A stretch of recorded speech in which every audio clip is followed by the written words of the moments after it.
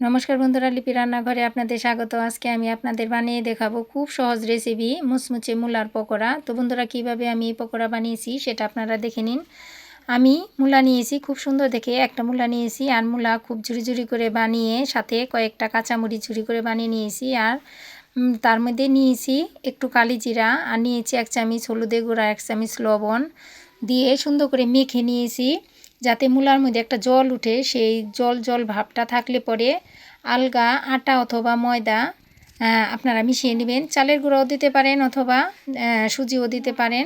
তো আমি ঘরে চালের গুঁড়া সুজি নাই, এর জন্য আমি আটা দিয়েই বানিয়েছি। তো বন্ধুরা, আমি সুন্দর করে তেলের মধ্যে একটা একটা করে দিয়ে দিয়েছি, আর এখন খুব সুন্দর করে একটা একটা করে এপিট ওপিট করে ভেজে নিয়েছি। হয়ে গেছে আমার মূলার পকোড়া, আর গরম গরম খেতে একদম দুর্দান্ত। বন্ধুরা, এইভাবে করে আপনারা বাসায় বানিয়ে খেয়ে দেখবেন। ভিডিওটি ভালো লাগলে একটি লাইক দিয়ে দিবেন। ধন্যবাদ।